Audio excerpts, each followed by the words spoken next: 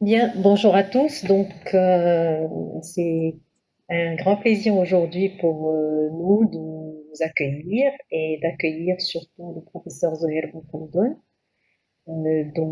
qui nous a fait le plaisir d'accepter de nous honorer de cette conférence, euh, qui rentre dans le cadre de la série spéciale à la conquête du savoir.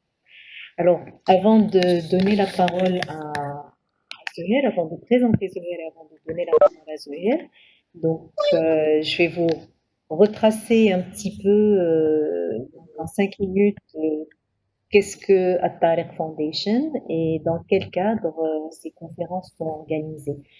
Je souhaiterais rappeler à tout le monde, s'il vous plaît, que les micros et les caméras doivent être arrêtés pendant toute la conférence, que à la fin de la présentation du professeur Ben Khaldoun, vous aurez la possibilité de poser des questions. Pour poser des questions, pour prendre la parole, il y a la possibilité de demander la parole avec une petite main qui est à côté de votre nom dans la liste des participants. Autrement, vous pouvez envoyer vos remarques, vos questions dans la partie chat. Alors, At-Tariq Foundation, c'est pour rappeler rapidement, At-Tariq c'est une fondation qui s'intéresse à la promotion de la science des météorites et de la planétologie, mais aussi non seulement à la recherche scientifique, mais également à la diffusion et la vulgarisation et la promotion de la culture scientifique auprès d'un large Voir. public. Et donc, aussi bien, ça concerne aussi bien le Maroc que les pays arabes et les pays africains et un petit peu partout dans le monde. Alors, depuis que le confinement a commencé, eh bien, nous avons entrepris quelques actions au sein de At-Tariq. L'une des actions, ça a été de créer et de mettre en ligne des mini capsules vidéo. La dernière des capsules vidéo que je partage avec vous ici, c'est en fait, si elle peut bien marcher, donc que nous avons posté hier. Elle refuse, bon, c'est pas grave. Cette capsule vidéo que nous avons postée hier, eh bien, elle concerne l'origine des météorites. Donc, c'est la quatrième de la série. Et ces séries, en fait, ces capsules vidéo, je vous invite à les regarder sur notre chaîne YouTube. Elles répondent de façon très simple, mais complètement vérifiées scientifiquement à des questions simples et c'est accessible à tous. C'est des capsules qui durent 2 minutes, pas plus. Ensuite, donc ces capsules, nous publions par la suite un quiz donc sur la page Facebook. C'est une petite question. Là, c'était par exemple sur la couche de fusion des météorites, où est-ce qu'elle se forme, comment elle se forme. Et ensuite, bon, bien sûr, nous remercions à chaque capsule vidéo et dans toutes nos activités nos partenaires, tous nos partenaires, les partenaires At-Tariq Foundation, qui sont en même temps des partenaires institutionnels et scientifiques, mais du monde académique, mais également des entreprises qui nous supportent dans nos travaux. Et d'ailleurs, je souhaite la bienvenue aujourd'hui à l'un de nos membres mais qu'on ne voit pas beaucoup et qu'on est heureux de voir aujourd'hui, qui est Sylvie Spirituel. Donc, maintenant, je vais passer à l'introduction de cette conférence du professeur Ben Khaldun. Alors, cette conférence est la quatrième. Nous avons accueilli le professeur El Albani. Ensuite, nous avons accueilli le professeur Inès Safi. Par la suite, le professeur Al-Hariri. Toutes les conférences sont postées sur notre page Facebook. Et nous aurons aussi le privilège, Inch'Allah, la semaine prochaine, donc ce sera annoncé, d'accueillir le professeur Nordin Jalil, qui va nous parler de la faune, en fait, des fossiles de Pékin. Alors, Professeur Ibn Khaldoun, je pense que c'est très difficile de le présenter, mais je vais quand même essayer de le faire, bien que vous nous connaissez tous. Alors, professeur Ibn Khaldoun est astrophysicien, il est directeur de l'Observatoire de l'Ukaïmden, qui dépend de l'Université Qadaiya de Marrakech. Il est docteur donc de l'Université de Provence en France, en énergétique, et docteur d'État en astrophysique de l'Université Qadaiya et de l'université de Nice Sophia Antipolis. Alors, en 1985, professeur Ibn Khaldoun a rejoint le Maroc et a créé le premier laboratoire de recherche en astrophysique au Maroc, qui à ce moment-là était situé au CNRST. Professeur Ibn Khaldoun a rejoint l'université de Marrakech en 1992, où il a créé le laboratoire donc d'astrophysique et de physique des hautes énergies en 1999 et il a œuvré pour la réalisation du premier observatoire astronomique professionnel au Maroc, qui est en fait l'observatoire de Luqayn, qui a été inauguré en 2007. Et donc, Zoher dirige cet observatoire depuis sa création. En 1999, donc, Zoher a créé l'association d'astronomie des astronomies amateurs de Marrakech 3AM, qui est une association culturelle dont le but est de promouvoir les sciences de l'univers auprès du grand public et également des enfants dans le milieu scolaire. Alors, les travaux de recherche de professeur Ibn Khaldoun permettent au Maroc d'être sélectionné pour la campagne d'études de sites pour accueillir le télescope, extrêmement large télescope européen, le ELT. Donc, c'est un projet qui n'a pas abouti, mais qui a demandé beaucoup d'énergie et donc ça a permis quand même au Maroc d'être potentiellement euh, en fait host de ce télescope.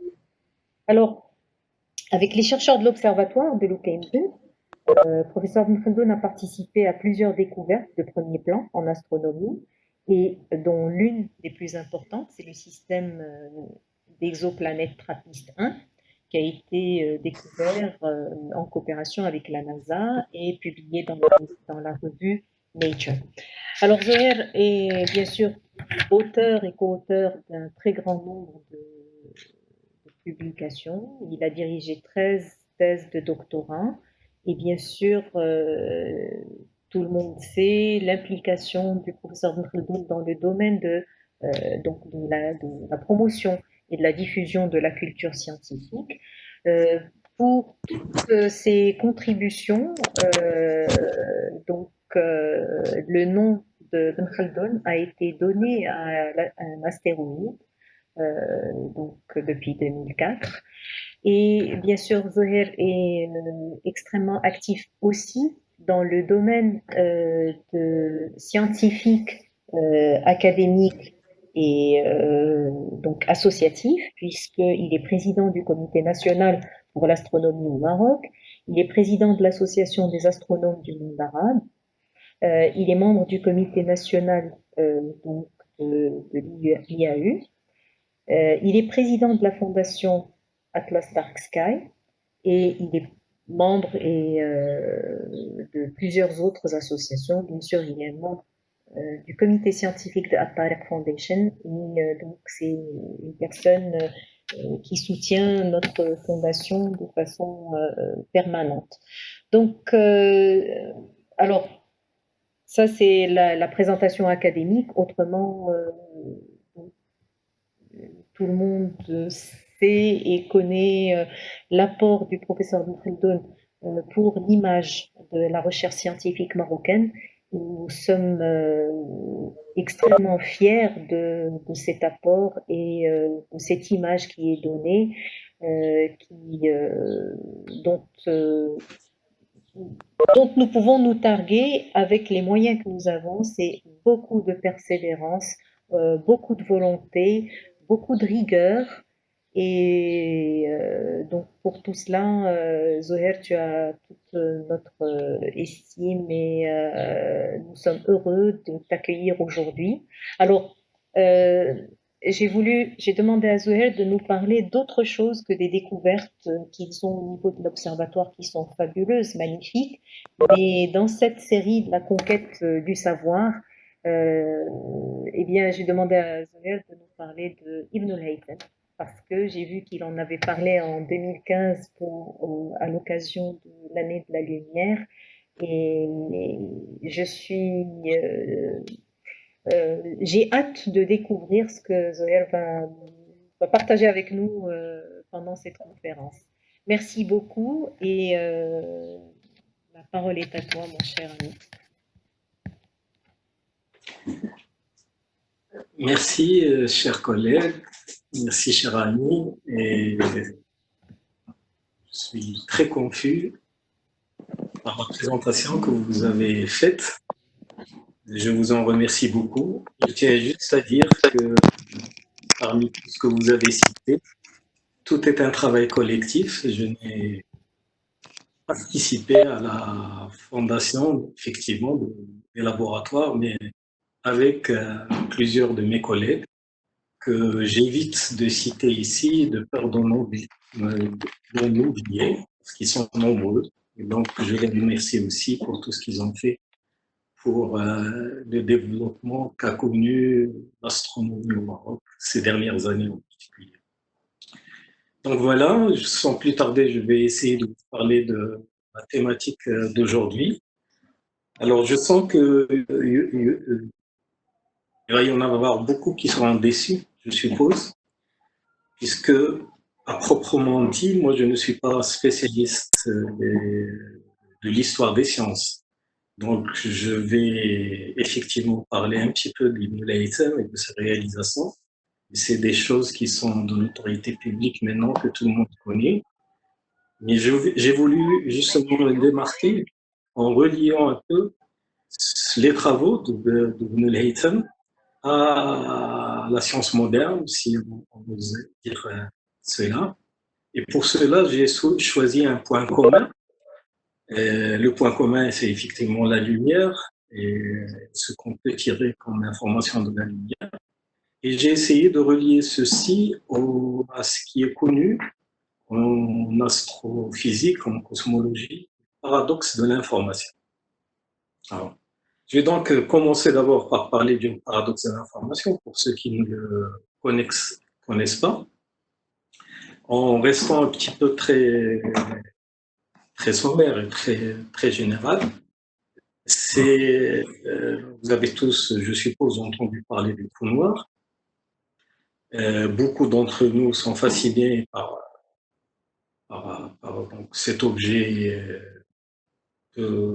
mystérieux et on ne sait jusqu'à aujourd'hui pas réellement appréhender et définir de façon précise, je dirais.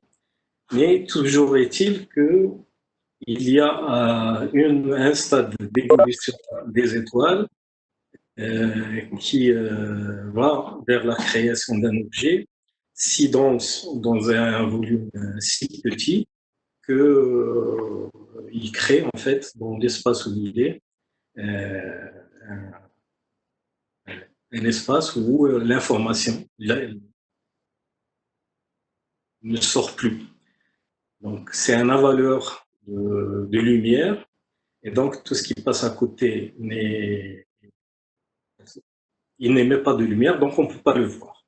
Et du fait qu'on ne peut pas le voir directement, ça laisse évidemment ça laisse poser beaucoup de questions. Et parmi les questions qui se posent, c'est que cette information qui est avalée, entre guillemets, encore une fois, je vais utiliser beaucoup de mots qui sont un peu généralistes, donc cette information qui est avalée, où est-ce qu'elle va, où est-ce qu'elle part? Ce qui est un principe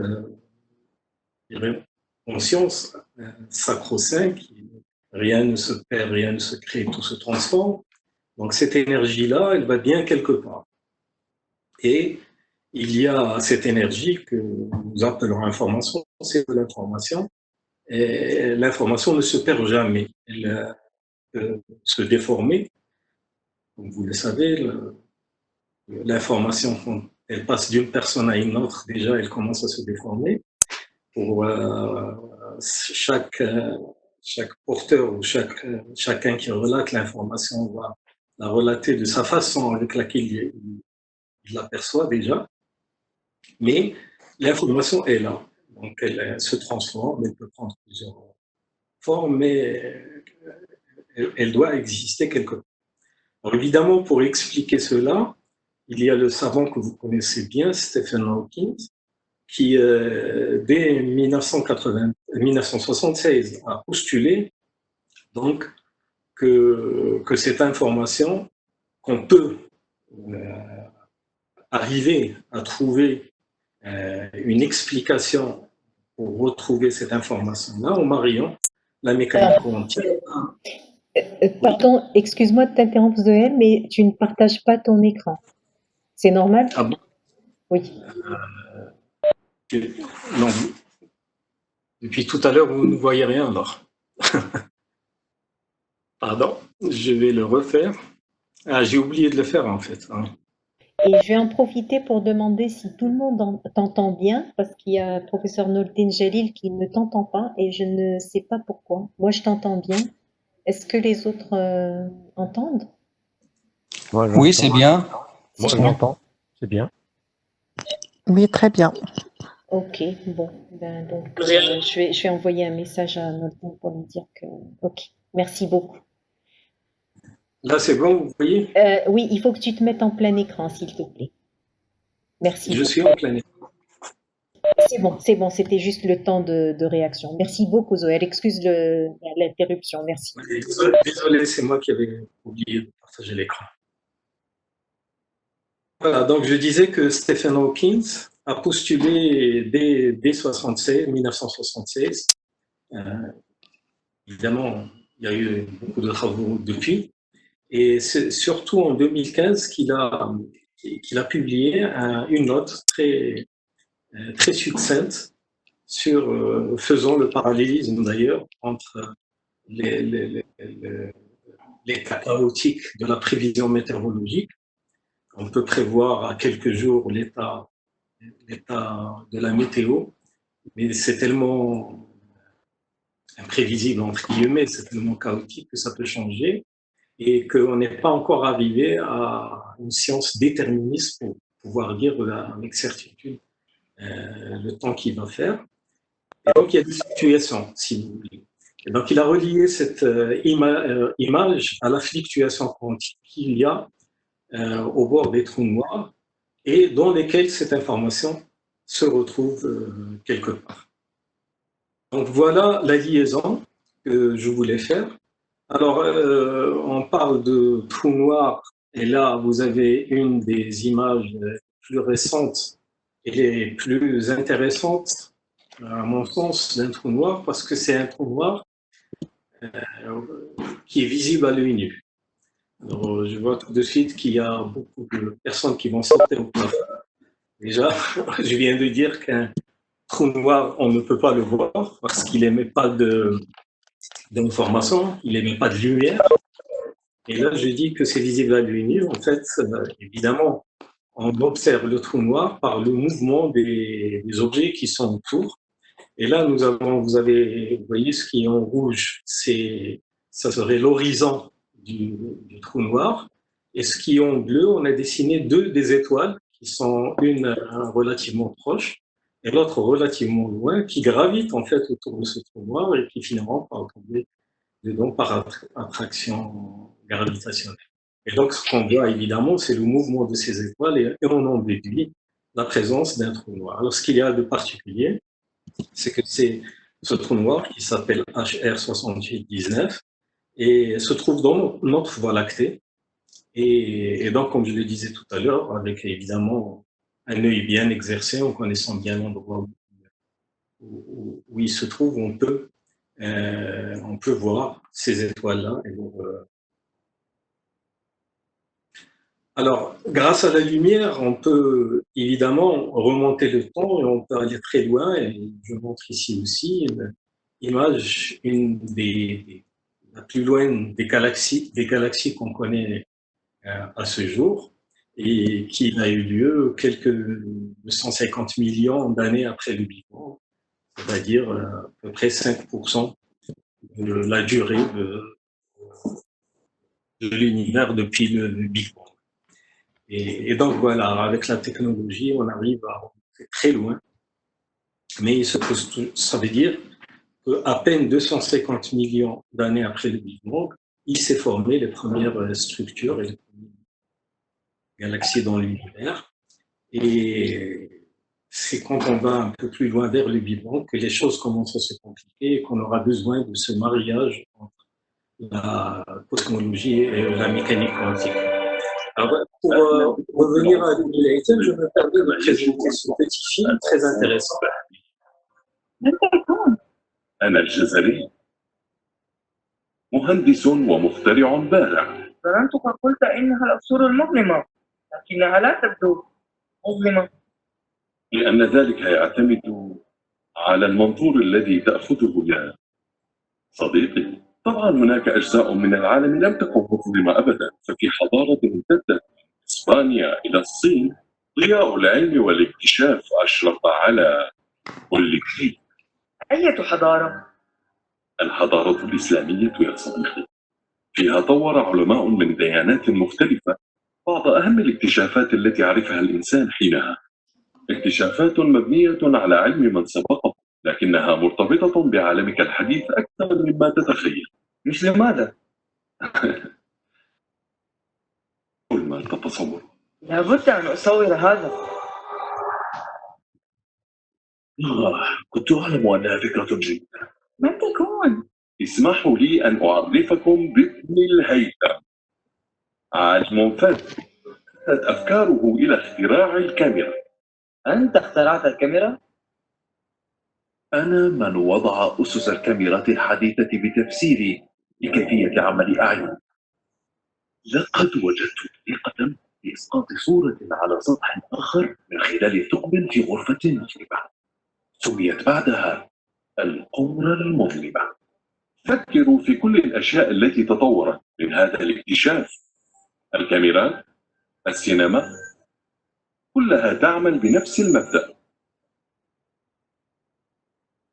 Voilà donc ce petit film qui a été donc réalisé dans le cadre d'une série Les 1001 inventions, très très bien faite. Donc, si vous êtes intéressé, je vous envoie les liens. Il y a plusieurs autres films réalisés, et en particulier à l'occasion de l'année mondiale de l'astronomie et l'année internationale de la lumière en 2015. Donc, Hassan ibn al-Haytham, il a vécu entre 1965 et 1040. Il est mathématicien, opticien, ingénieur, biologiste aussi, physiologiste, etc. Donc, comme un scientifique comme on savait en faire à l'époque, c'est-à-dire qui touche à beaucoup de domaines et qui avait donc un savoir encyclopédique, et surtout qui permet d'avoir le recul nécessaire pour pouvoir être, je dirais, être réellement actif dans les découvertes et dans l'avancée des sciences. Ce regard, ce recul est absolument nécessaire. Donc pour les étudiants qui m'écoutent, il est évidemment, on demande toujours de plus en plus de spécialisation et plus de convergence vers des sujets bien déterminés, et on oublie un peu de replacer les sujets de recherche dans le contexte général, et ceci est absolument nécessaire pour pouvoir pour passer le pas entre apprenant et quelqu'un qui invente, entre guillemets, qui trouve des choses nouvelles. Voilà, alors comme vous l'avez dans le film, il fut le premier dans beaucoup de choses, mais ce que l'histoire a surtout retenu, c'est le fait que c'est certainement... Alors, dire le premier, c'est toujours quelque chose qu'il faut prendre avec précaution. C'est ce que l'histoire a retenu comme étant le premier scientifique à avoir expliqué qu'en fait, les objets, si on les voit, c'est pas parce que notre œil envoie une information vers les objets, mais c'est parce que les objets reflètent simplement la lumière qu'ils reçoivent à partir d'une source lumineuse. Ça paraît pour nous maintenant tout à fait logique et normal, ce n'était pas aussi évident que cela. Lorsque je vous parle, moi, en ce moment, vous m'écoutez parce que je déplace, par le son, je déplace des couches d'air qui vont donc, faire fluctuer le capteur quelque part. Et donc, c'est quelque chose, si vous voulez, d'actif, la parole. Mais voilà, la vision, ça a été pas évident de comprendre ou d'accepter que c'est les objets qui envoient l'information vers lui et non l'inverse. Et du coup, il a pu donc poser le principe de la fameuse caméra qui s'appelle la caméra obscura. Obscura, obscure tout simplement, c'est une chambre noire. Il suffit de prendre une chambre noire, de faire un petit trou dedans et en fait on construit une caméra à travers, bon, il y a une illustration qui viendra par la suite. Et tout ça, c'est des choses qui paraissent simples, mais évidemment derrière, il y a une ingéniosité, une certaine ingéniosité, surtout pour les calculs qui vont après venir pour, à partir de l'image, déterminer, par exemple, la taille des objets, etc. On retient aussi qu'il fut le premier à avoir, alors ici on dit avoir disséqué l'œil. On n'est pas certain. Il y a plusieurs versions là-dessus. En tout cas, c'est dans ce qu'il a laissé comme écrit. Il explique très bien la morphologie de l'œil. Donc, soit qu'il l'a effectivement disséqué, soit qu'il a pris, on sait que par exemple les Chinois ont précédé certainement cette science, cette époque-là, et donc il a dû prendre évidemment des informations qui existaient, mais peut-être aussi passer à la pratique. Donc le principe de la caméra obscura, vous le voyez ici, est une très jolie illustration. Simplement, bon, évidemment, là pour la vue d'artiste, on a ouvert, si vous voulez, l'intérieur de la chambre, mais en fait, la chambre doit être fermée, évidemment, à une barre, et un petit trou, quelque part, va laisser passer l'image qu'on peut, vous le voyez, elle est inversée, donc ça répond évidemment au principe de l'optique géométrique, de propagation des rayons, et c'est tout simple. Évidemment, après, on peut s'amuser à mettre des lentilles que Ibn al-Haytham, pardon, a aussi expliqué parmi les travaux qu'il a publiés. Voilà donc une autre illustration qui montre un peu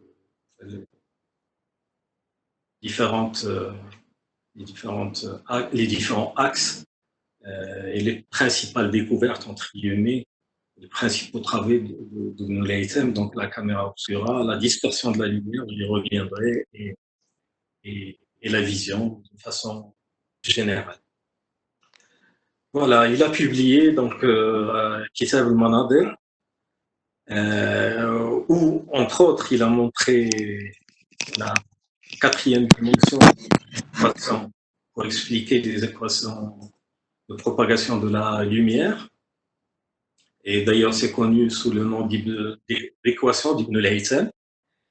Il s'est intéressé au mouvement des planètes, il a remis en cause certains écrits de Ptolémée en particulier, et ça c'est très révélateur et très informateur, surtout certains écrivains ou certains historiens qui ont, à chaque fois qu'ils parlent de l'époque perso-arabo-musulmane, il en garde simplement la traduction des œuvres grecques, alors que, évidemment, il y a eu beaucoup de traductions, et ça c'est très bénéfique d'ailleurs en sciences de pouvoir traduire, mais il y a eu beaucoup de choses qui ont été corrigées, voire qui ont été trouvées. Il y a aussi un des livres, Les Salaf al-Makan, et qui s'est intéressé au mouvement des objets et qui retient aussi que bien avant Galilée et Newton, évidemment, c'est Ibn al-Haytham encore qui a postulé le principe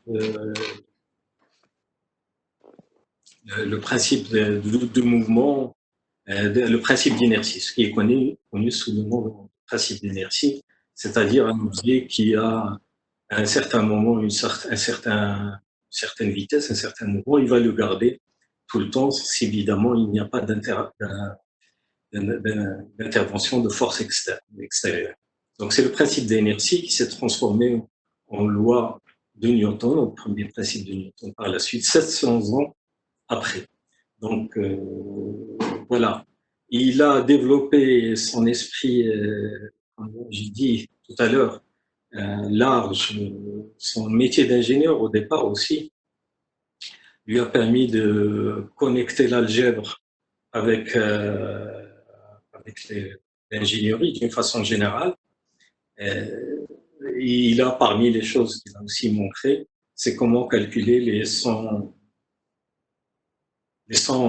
premiers nombres naturels et montrer comment démontrer en fait les séries trigonométriques et algébriques qui peuvent le faire. Alors, il y a des liens qui sont très bien faits pour en connaître beaucoup plus sur Ibn al-Haytham, ibnulhaytham.net, tout simplement, et évidemment les liens Wikipédia. Alors, il y a aussi à citer que les travaux d'Ibn al-Haytham, l'histoire retient qu'ils ont, pour la plupart, été faits dans une période où il était assigné à résidence. Parce que le roi de l'époque, en Égypte, gouvernait des territoires très larges jusqu'en Irak. Donc, a fait appel à lui pour lui demander absolument de trouver une solution au problème de la décrue du Nil qui faisait beaucoup de dégâts. Donc, il a dû voyager pour chercher, aller aux confins de la source du Nil pour voir comment est-ce qu'on peut trouver une solution. Évidemment, à l'époque, il n'y avait pas de solution possible. Donc, au lieu de venir dire qu'il n'a pas trouvé de solution, il a peur pour sa vie, il a feint la folie, tout simplement.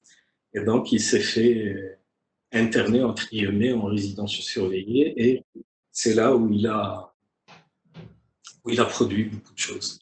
Alors bon, c'est chacun comprendra, chacun évaluera cet épisode comme il veut, mais c'est en tout cas ce que retiennent certains historiens de la période d'Ibn al-Haytham. Alors un problème parmi les problèmes posés par Ibn al-Haytham, précurseur aussi, c'est ce j'appelle ici un joueur de billard, c'est en fait un problème lié à l'optique. Vous voyez dans le schéma, je ne sais pas si le mouvement de la souris va le faire. En tout cas, vous avez à côté de la photo d'Ibn al-Haytham une bougie qui envoie de la lumière à travers un miroir sphérique et il y a un œil qui doit capter cette image-là. Donc la question posée est simple, où est-ce qu'on doit se placer pour pouvoir capter la lumière de la bougie? Ou l'inverse, où est-ce qu'on doit placer la lumière de la bougie pour qu'on puisse la voir à travers le miroir? Ce n'est pas aussi simple que ça. Alors, pour illustrer, évidemment, à l'époque, il fallait le faire, résoudre la solution avec des schémas, avec ce qu'on appelle la règle et le compas. Et donc, il a traité ce problème dans le livre 5 du traité d'optique. Et il y a une discussion là-dessus, et c'est connu sous le nom du problème du billard d'Al-Hazm jusqu'à présent. Et l'énoncé est le suivant, donc vous avez deux billes, A et B, placées en deux points quelconques d'un billard parfaitement circulaire. il faut trouver à la règle et au compas le point de rebord du billard sur lequel la bille A doit être envoyée pour revenir heurter la bille B. Alors évidemment avec un seul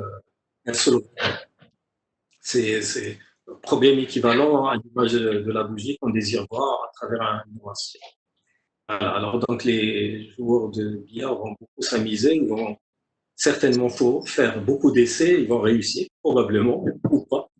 Mais ce n'est pas aussi évident que ça de trouver le calcul. Contrairement, évidemment, au billard rectangulaire, où vous avez le bord qui est plat, et le principe de retour, le principe de réflexion, si vous voulez, le premier principe, c'est le même que l'angle avec lequel la boule va être envoyée, elle va revenir avec un angle symétrique par rapport au bord. Quand le bord est circulaire, c'est beaucoup plus compliqué. Donc, El-Hazem a réussi à résoudre le problème grâce à des sections coniques, mais il n'a pas réussi à le résoudre à la règle de compas. Et plusieurs scientifiques depuis l'époque, ont tenté leur chance, mais sans succès. Il a fallu attendre 1997. Vous voyez que c'est très récent pour que Peter Neumann, qui est un mathématicien, professeur à Oxford, qui a démontré en fait qu'on ne peut pas trouver de solution à la règle au compas, parce que ça s'appelle à une équation du 4e degré. Et donc, comme vous le savez, on ne peut pas représenter la 4e dimension. Et donc, c'est une solution purement analytique. Alors, il y a beaucoup d'hommages qui ont été rendus à l'Haytham. Là, c'est un billet à son honneur de 10 000 dinars de l'Iraq, de la banque de l'Iraq. Et vous le voyez, vous voyez la photo d'Ibn Haytham, mais vous voyez aussi le problème tracé que je viens d'évoquer là,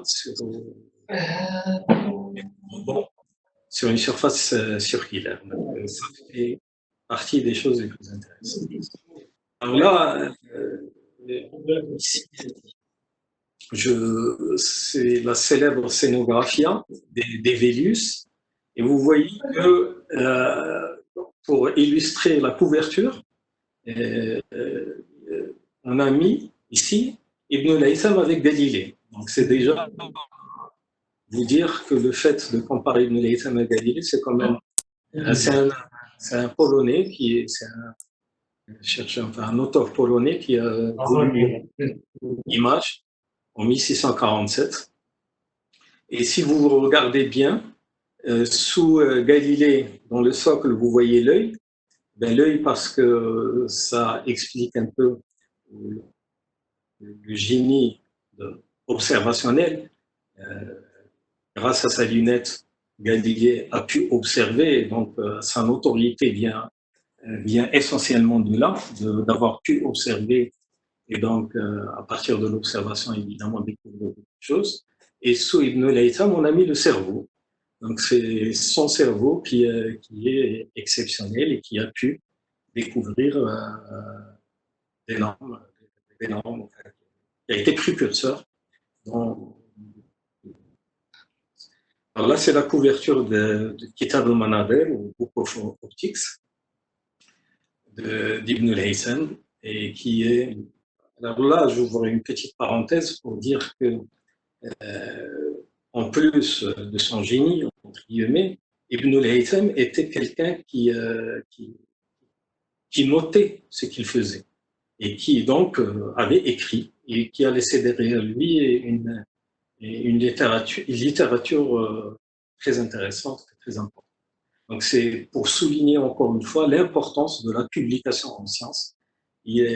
Tous les travaux doivent être publiés, doivent être évidemment reportés déjà, et souvent, tous les chercheurs vous le diront, on se trouve souvent très absorbé par notre réflexion, par notre vouloir d'aller de l'avant, même quand on fait de l'astronomie observationnelle, comme nous faisons souvent à l'observatoire, et souvent on oublie de noter, et d'écrire, et c'est d'autant plus difficile que par la suite, lorsqu'on veut publier, on a du mal à le faire. Et donc, voilà, la publication est quelque chose d'important, et grâce aux travaux de l'ASN, beaucoup de choses ont été pérennisées pour l'histoire. Alors, pour revenir et refaire la liaison avec la suite, la deuxième partie de mon intervention, ben, il s'est donc aussi intéressé à la cosmologie. Et il y a un article, je viens de retrouver, de Régis Morellan, publié dans la revue Épistémologie, dans le volume numéro 1 en l'année 2000, qui un peu explique l'intervention de Ibn al-Haytham, pardon, Al-Hazm Ibn al-Haytham, sur les corrections, entre guillemets, au legs de Ptolémée. Alors, il constate, entre autres, que les modèles ptoléméens ne peuvent plus convenir et qu'il faut tout reprendre à la base. C'est ce qu'il écrit.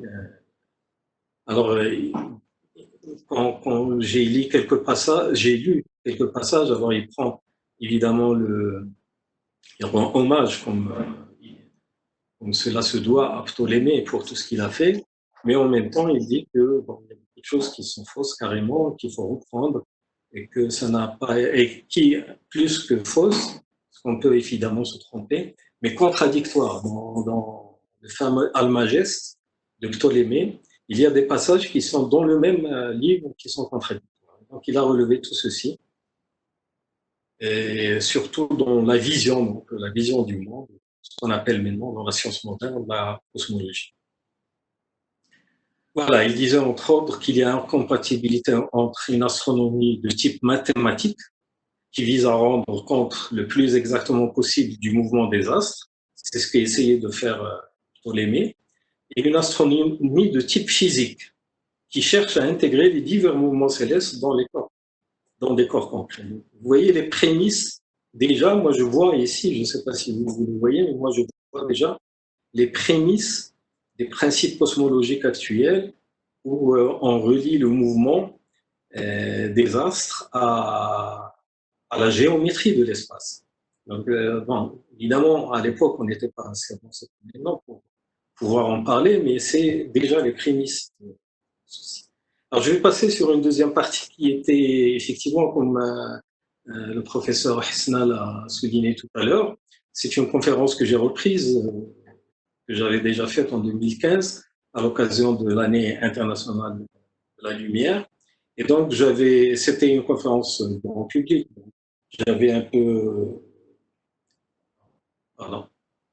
expliqué tout ce que j'avais dit sur le principe de la lumière, le fait que en fait, ce n'est pas les objets que l'on voit directement en allant les toucher par une information qui part de l'œil, mais c'est une réflexion de la lumière sur ces objets qui arrivent. Donc, la lumière est le facteur principal, et donc évidemment vous comprendrez bien par exemple que la pompe que vous voyez rouge ici sur cette image, vous pouvez très bien la voir en vert ou en autre couleur si vous changez le type de lumière. Et donc dire qu'une pomme est verte ou rouge, c'est relatif, c'est tout à fait relatif, sachant bien qu'il existe des variétés diverses de pommes qui sont effectivement rouges et vertes. Alors, la théorie corpusculaire, la lumière, vous le savez, il y a deux théories, la théorie corpusculaire et la théorie ondulatoire. La théorie corpusculaire, c'est le fait de dire que la lumière, voilà, c'est des corpuscules. Si ça se déplace en ligne droite, et si ça rencontre un obstacle, comme vous le voyez ici sur le schéma, eh ben, il va passer que les corpuscules, si vous voulez, qui sont dans l'orifice, dans l'ouverture permise. Donc tout ce qui est opaque va être arrêté. Et donc voilà, on va avoir il y a une illustration. Je suis allé un peu trop vite. Voilà. on va voir une partie qui est éclairée uniformément au centre, en face de l'ouverture. On sait bien que la théorie ondulatoire va remettre en cause, pas remettre en cause la théorie crépusculaire, j'y reviendrai, mais mettre en évidence le caractère ondulatoire de la lumière. Et c'est suite aux travaux de Christian Huygens en particulier, qui a vécu entre 1629 et 1695, que ce principe ondulatoire a été mis en évidence. Évidemment, il y a Fresnel aussi qui est intervenu. Alors, principalement, le principe du Huygens-Fresnel, c'est que chaque point sur le front d'onde existant peut être considéré lui-même comme une source d'onde, on appelle secondaire, et qui, en fait, chaque point de l'ouverture par laquelle passe la lumière est en même temps une source qui on va envoyer de la lumière qui va interférer. Ça, c'est ce principe-là. Donc voilà l'illustration du fait que la lumière est ondulatoire. Vous voyez qu'il y a de l'information qui va passer au-delà, sous forme d'onde, au-delà de l'ouverture simple par laquelle passe donc la lumière. Alors évidemment, la matérialisation de cela se fait en classe dès le secondaire, je pense, avec l'expérience de Thomas Young, en prenant deux ouvertures. On fait passer de la lumière à travers ces deux ouvertures et on arrive à faire ce qu'on appelle de l'interférométrie. On fait interférer la lumière et sur l'écran, on va voir, au lieu de voir partie éclairée d'une façon uniforme, on va voir des franges d'interférence, franges brillantes et franges sombres. Et la théorie va expliquer comment est-ce qu'on peut aboutir à ceci. Donc la lumière est une onde. Très bien. Huygens propose donc la théorie ondulatoire afin d'expliquer les phénomènes. Mais reste posé le problème du transport d'énergie. On s'intéresse donc à ce qui est transporté. On sait que bon, si c'est une particule, si c'est un électron, un atome à qui on impulse un mouvement, il va porter ce mouvement et donc quand il va rentrer en collision avec de la matière, il va transmettre une partie de l'énergie au moment de la collision. Comment est-ce qu'on peut expliquer le transport d'énergie par il a fallu attendre la fin du XVIIe siècle pour, suite aux travaux de Maxwell, et donc qui sont reportés dans le traité d'électricité et de magnétisme, où on posait les fameuses 4 équations de Maxwell qui relient donc la théorie ondulatoire d'une façon générale pour les ondes en général et dans la lumière évidemment. Alors l'intérêt, c'est ingénieux quand même et c'est très important de montrer que, vous voyez ici, je montre une expérience faite par Hertz qui s'intéressait à ce problème de transport d'énergie via les ondes. Et donc, il a essayé de voir s'il pouvait récupérer une étincelle à distance, sans aucune connexion filière entre l'émetteur et les récepteurs.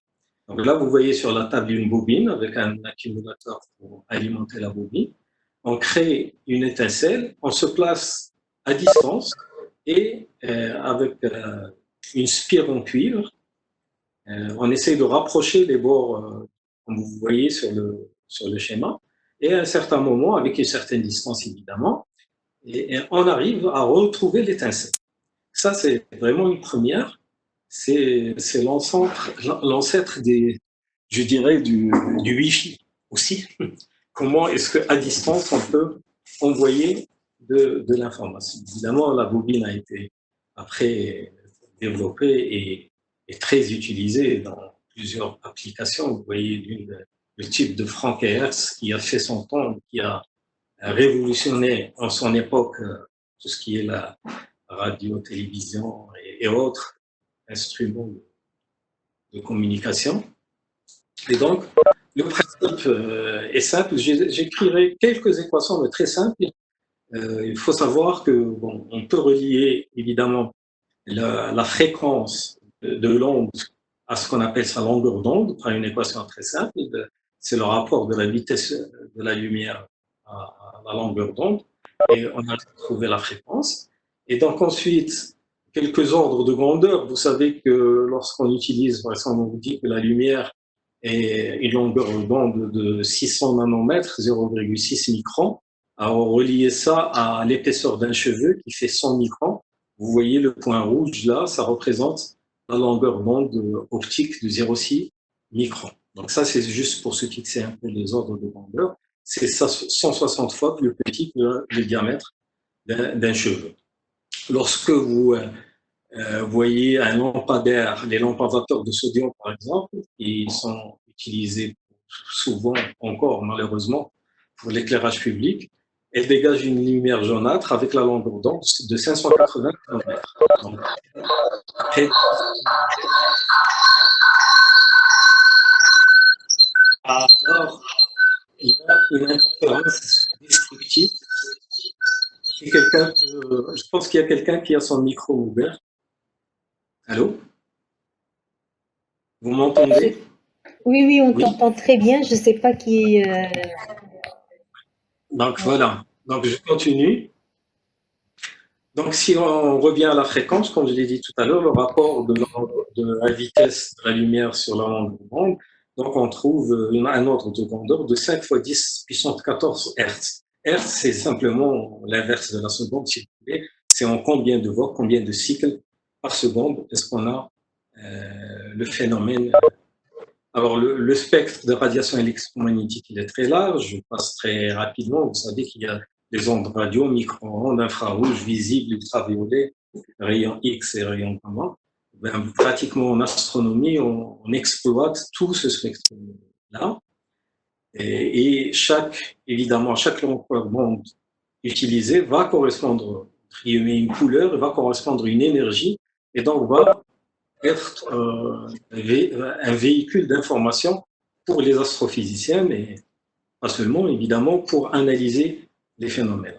Encore une fois, le spectre électromagnétique visible, ce qu'on appelle les longueurs d'onde visibles, qui sont en gros entre 400 nanomètres et 700 nanomètres, ne représentent qu'une fraction intime de tout le spectre exploitable actuellement par la technologie actuelle. Et donc, vous voyez l'immense... Là, maintenant, par exemple, il y a des télescopes, donc pratiquement toutes les longueurs d'onde, télescopes gamma, des télescopes X, et il y a des radiotélescopes pour détecter et analyser le plus finement possible les informations. Voilà, c'est une illustration simplement de ces phénomènes.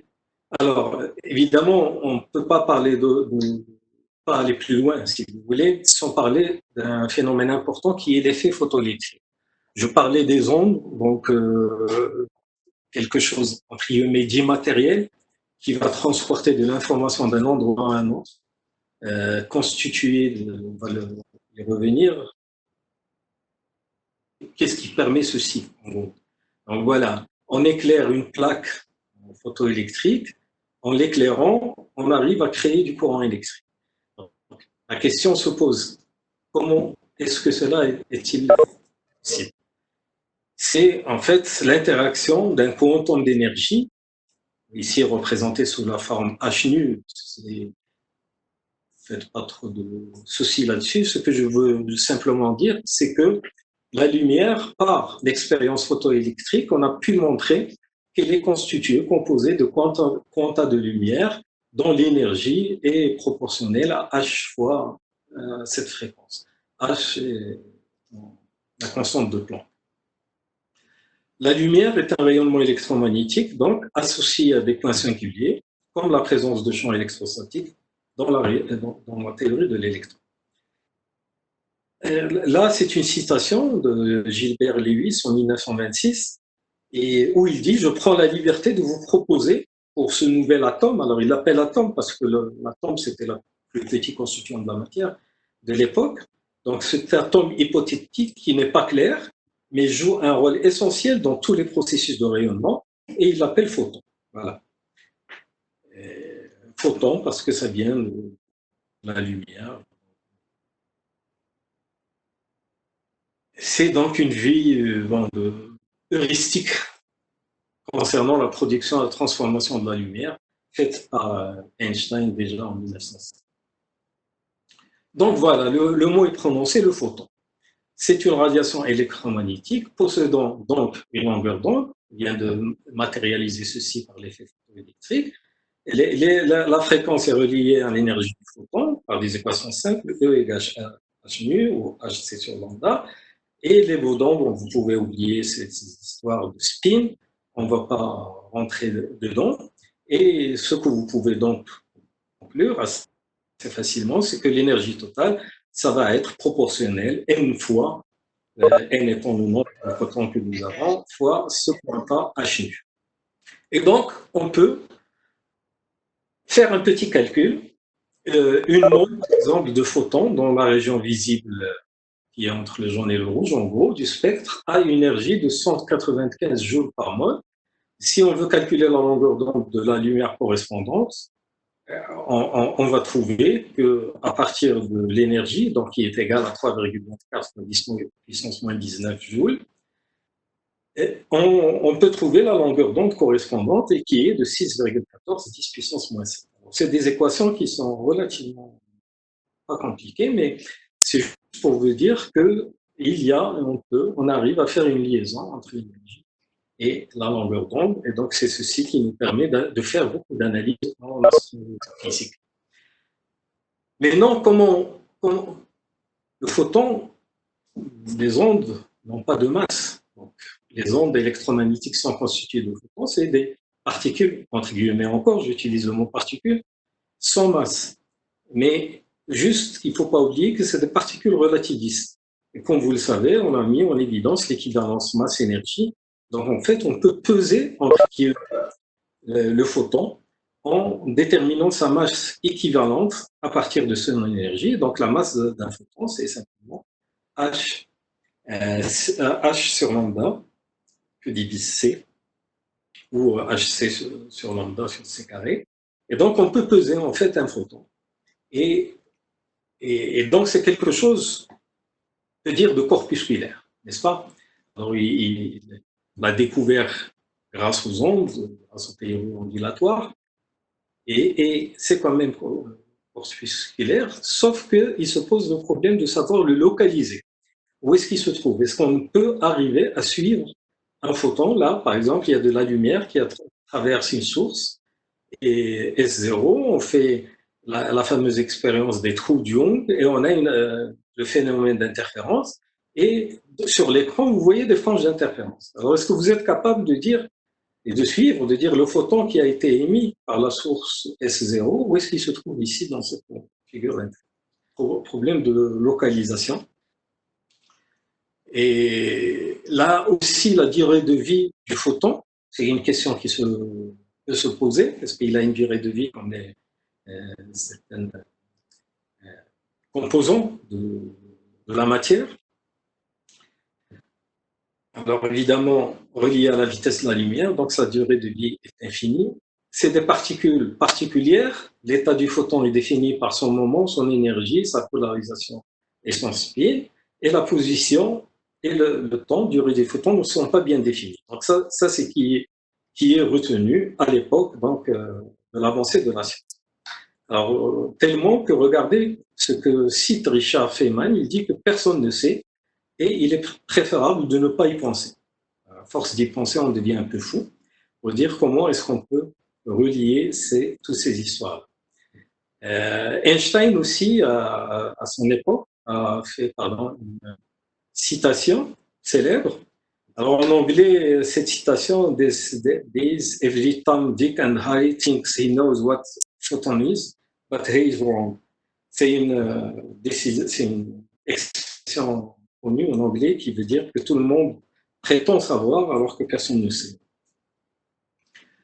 Voilà, alors donc rentre en scène la mécanique quantique et ça va nous éclairer. Donc voilà, je passe très rapidement, je ne vais pas vous faire un cours de mécanique quantique ici, c'est juste pour vous dire qu'il y a eu la mécanique quantique qui a permis donc d'établir une relation théorique qui explique très bien ce côté-là des ondes et d'expliquer cette dualité en matière. Un autre aspect qui est maintenant, que je voudrais introduire, mais d'une façon très brève aussi, c'est la notion de la distance la plus courte. Alors vous savez, quand vous voyez par exemple une carte du monde, vous allez avoir entre deux continents, vous dites quelle est la ligne qu'il faut suivre, la ligne droite. En fait, la Terre est courbe, elle n'est pas droite. Donc il y a la ligne droite qu'on appelle la carte du Mercantour, mais c'est pas la distance la plus courte. La distance la plus courte, c'est évidemment l'arc de cercle qui va suivre la courbure de la Terre. Alors ça, c'était une parenthèse importante à noter.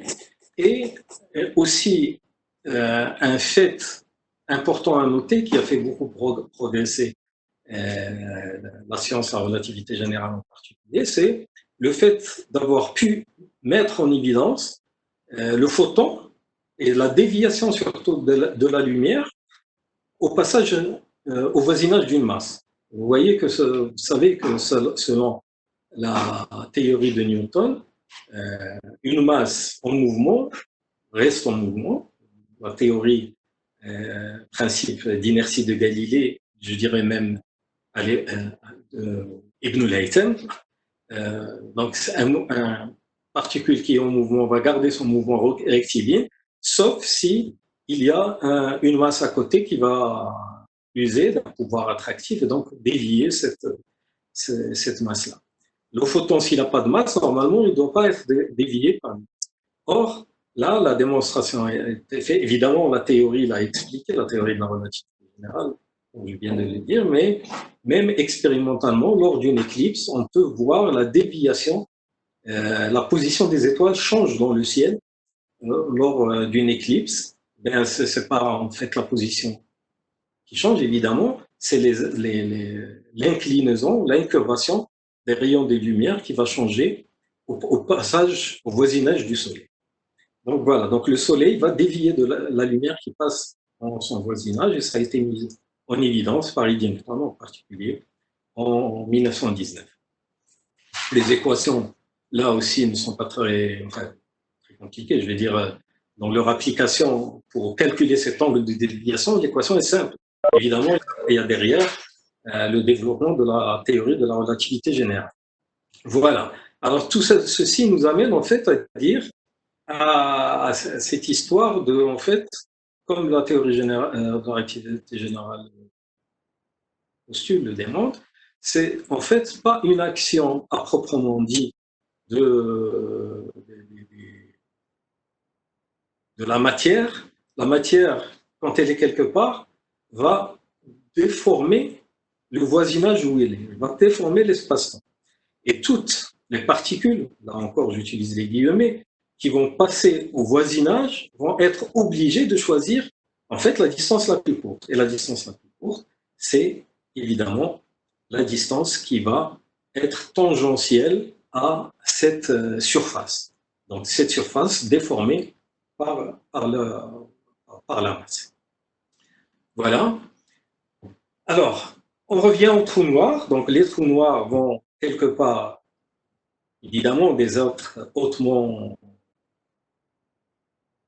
massives. Ils vont donc déformer le voisinage tour et d'une façon extrêmement intense et telle qu'ils vont créer même une limite, qu'on appelle l'horizon du trou noir, à partir duquel l'information ne peut plus sortir. Alors, voilà, Stephen Hawking a, pour provoquer un peu son époque, dit qu'en fait, il n'existe pas de trou noir. La notion de l'horizon des événements auxquels rien ne peut échapper n'est pas compatible avec la théorie quantique. Donc là, quand il dit évidemment there are no black holes, tant que tels qu'on les imaginait ou tels qu'on voulait les expliquer. La relativité générale d'une part et la mécanique quantique sont deux théories très solides. Chacune est solide, bien établie, avec évidemment de l'expérimentation dans les deux théories, aussi bien en relativité générale, mais on a plus qu'une preuve évidemment, expérimentale de la validité des équations de la relativité générale. Et de l'autre côté, évidemment, lorsqu'on s'intéresse à la physique des particules et des énergies, la mécanique quantique est tout à fait valable.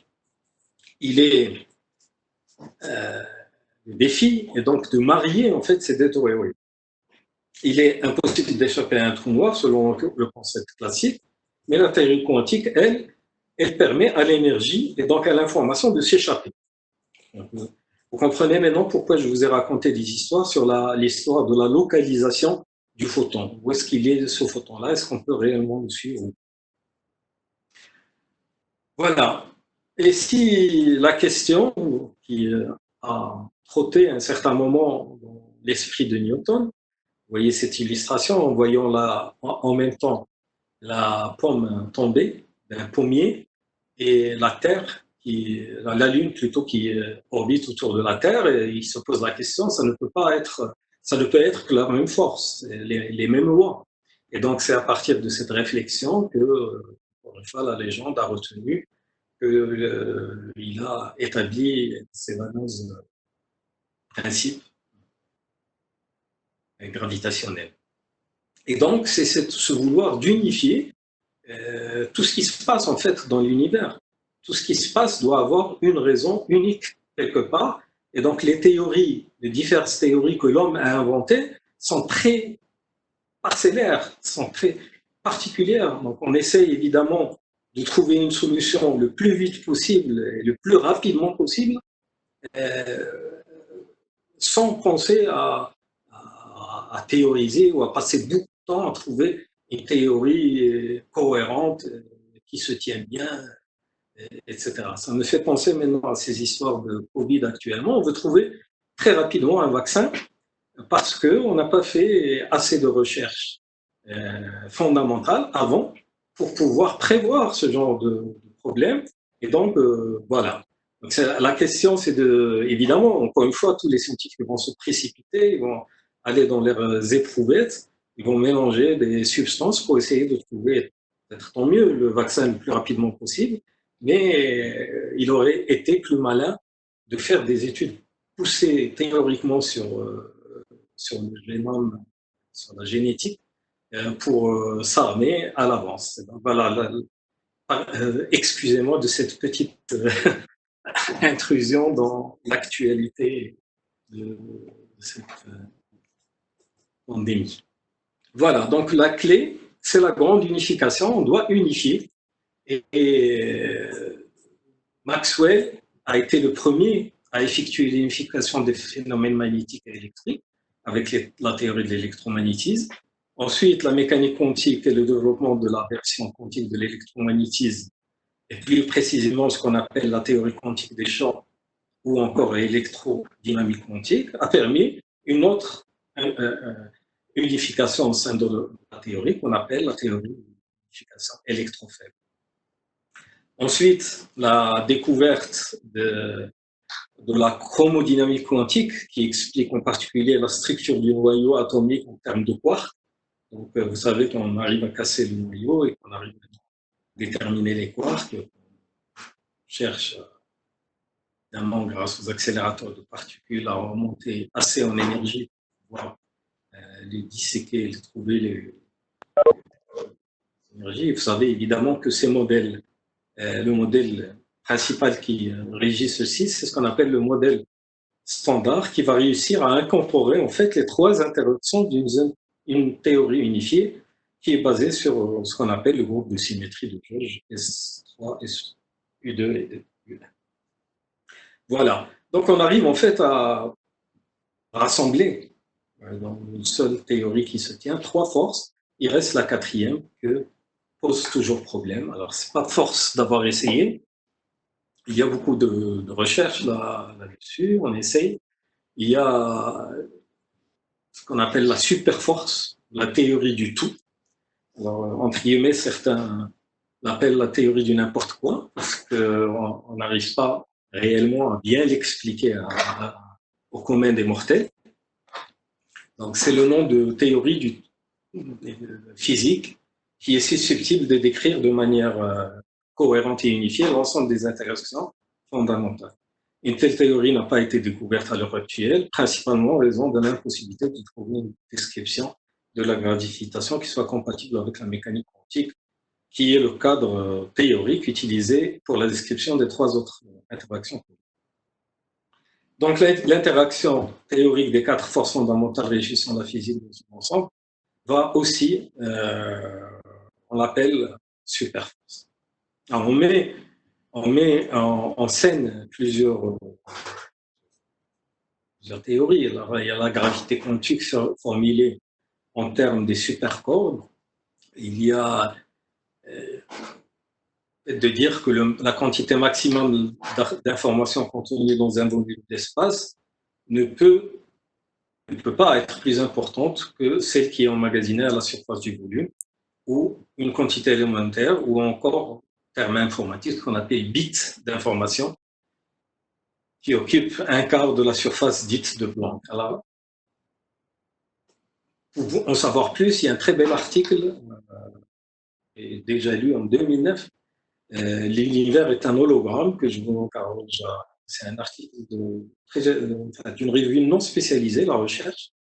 C'est une revue scientifique non spécialisée, et qui explique d'une façon assez bonne tout ce que je viens de dire sur ces histoires d'unification des forces. Alors, la réalisation la plus rigoureuse du principe holographique est celle de la correspondance qu'on appelle Andy de Sitter et théorie conforme des champs.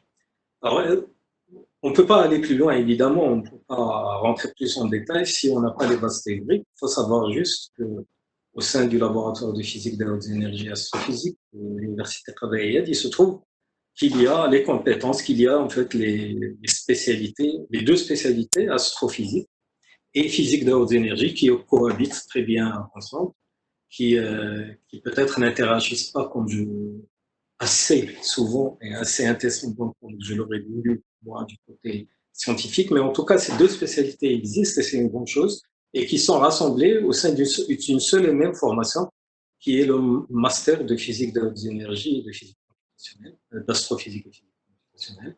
Donc beaucoup d'étudiants ici, peut-être, qui suivent cette conférence font partie. Alors, la solution de ce paradoxe d'information.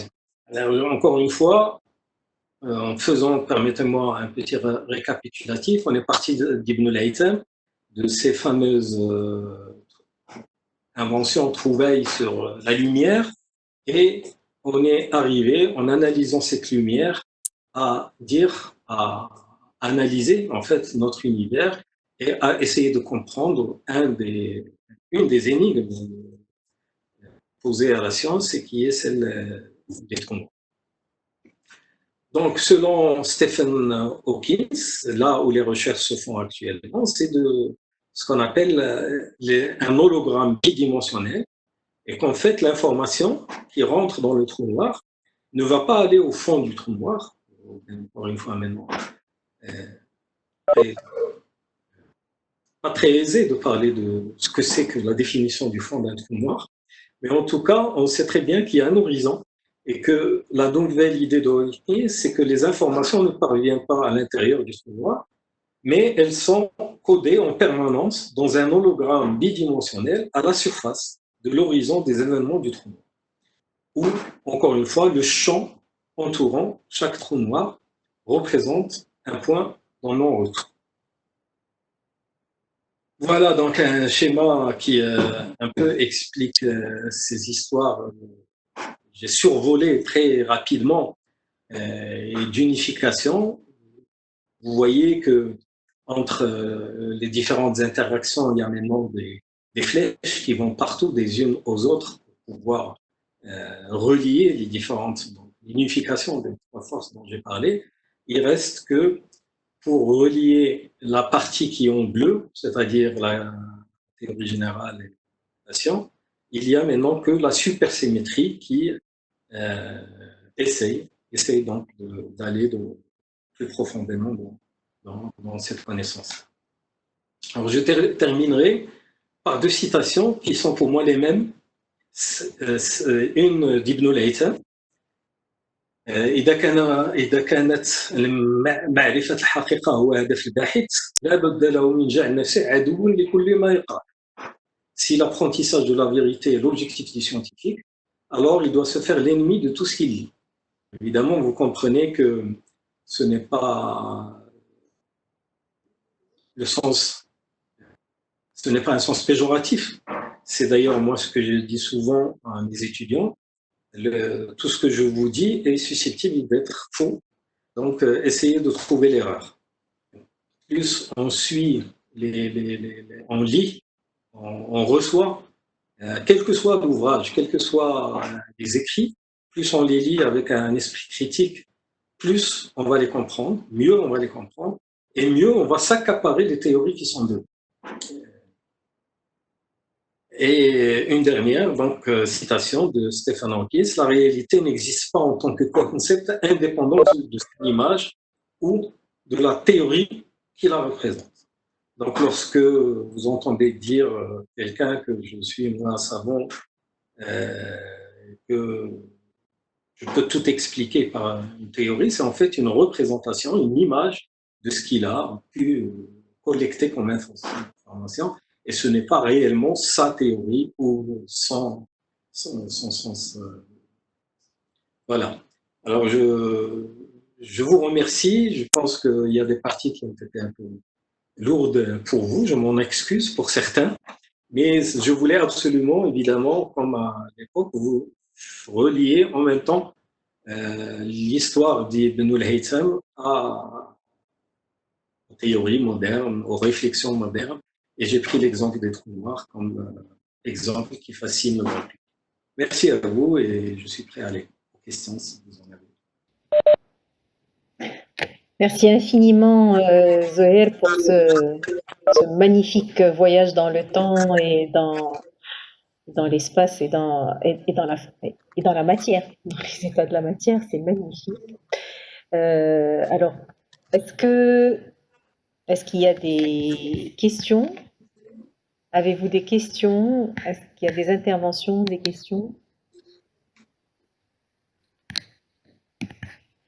Donc, soit vous pouvez prendre la parole en mettant... Alors, oui, c'est ça.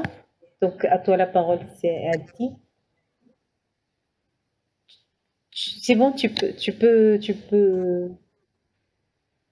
Voilà, vous m'entendez? bon. Oui, maintenant, on entend... Ah, c'est bon? Voilà, c'est bon. On t'entend. Il y a l'un des deux qui va manœuvrer, soit toi, soit moi. Hein. Oui, voilà. Tu actives, je désactive. C'est bon. D'accord, ok. Bon. Alors, bonjour tout le monde, merci encore une fois, Zoher.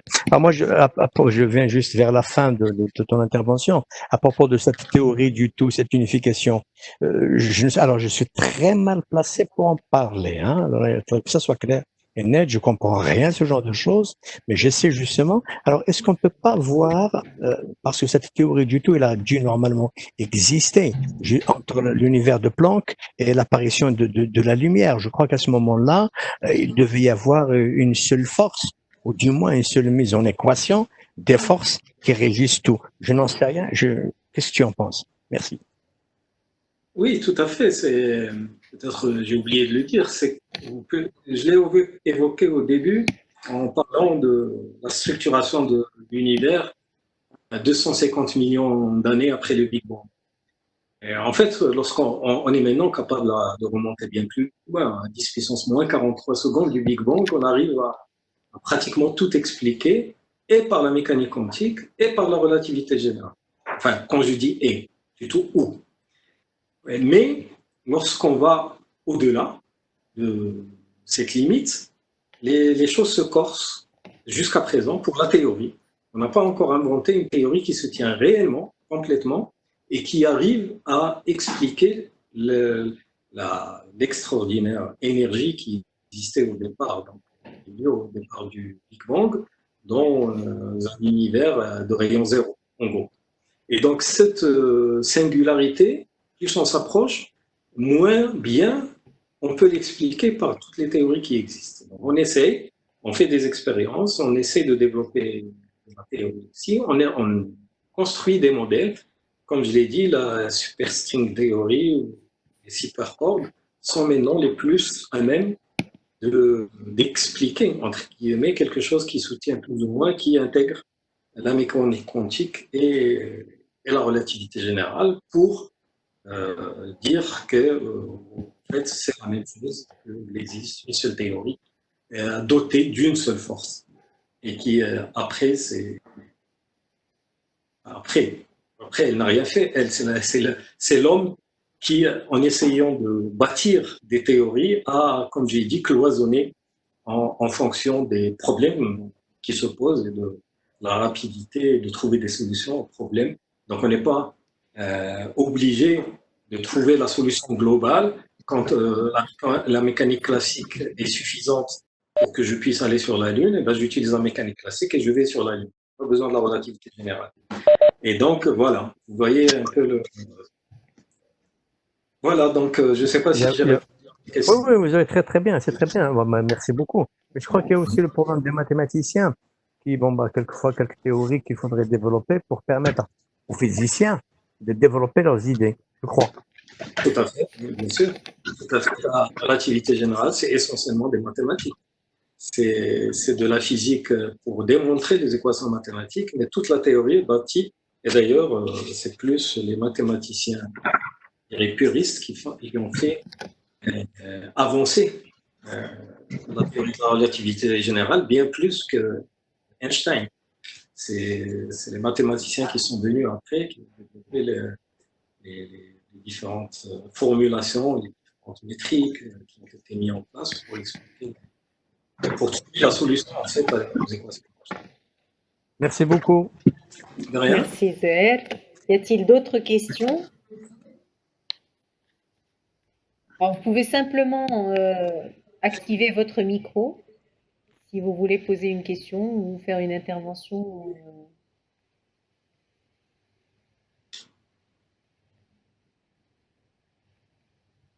Pas de questions? Alors, ils sont trop assommés par tout ce que j'ai dit. Non, alors là, absolument pas. Il faut... Non, c'est pas vrai. Tu sais bien que c'est pas vrai. En tout cas, moi, j'ai appris énormément de choses. C'est un domaine qui est très, très loin de mon domaine d'expertise. Mais j'ai appris énormément de choses et de la façon la plus agréable qui soit parce que